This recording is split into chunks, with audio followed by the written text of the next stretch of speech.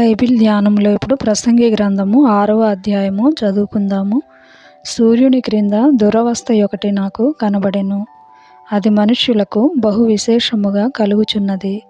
ఏమనగా, దేవుడు ఒకనికి ధనధాన్య సమృద్ధిని ఘనతను అనుగ్రహించును. అతడేమేమి కోరినను అదే అతనికి తక్కువ కాకుండును.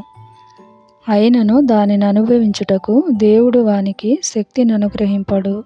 అన్యుడు దానిని అనుభవించును. ఇది వ్యర్థముగాను గొప్ప దురవస్థగాను కనబడుచున్నది.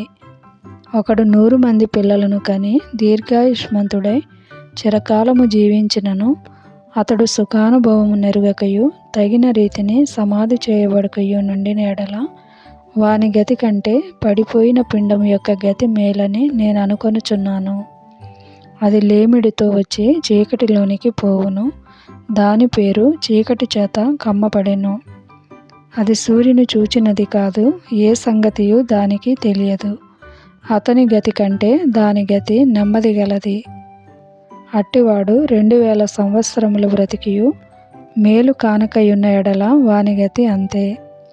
అందరును ఒక స్థలమునకి వెళుదురు గదా. మనుష్యుల ప్రయాసమంతయు వారి నోటికే గదా. అయినను వారి మనస్సు సంతుష్టి నొందదు. బుద్ధిహీనుల కంటే జ్ఞానుల విశేషమేమి? సజీవుల ఎదుట బ్రతుక నేర్చిన బీదవారికి కలిగిన విశేషమేమి? మనస్సు అడియాసలు కలిగి తిరుగులాడుట కన్నా ఎదుటనున్న దానిని అనుభవించుట మేలు. ఇదియు వ్యర్థమే, గాలికై ప్రయాసపడినట్టే. ముందుండునది బహుకాలము క్రిందనే తెలియబడెను. ఆయా మనుష్యులు ఎట్టివారగుదురో అది నిర్ణయమాయెను. తమ కంటే బలవంతుడైన వానితో వారు వ్యాజ్యమాడజాలరు. పలుకబడిన మాటలలో నిరర్ధకమైన మాటలు చాలా ఉండును. వాటి వలన నరులకేమి లాభము?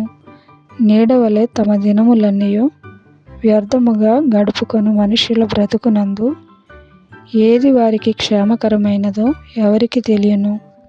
వారి పోయిన తర్వాత ఏమి సంభవించునో వారితో ఎవరు చెప్పగలరు? Thank you for watching. Please like, share and subscribe.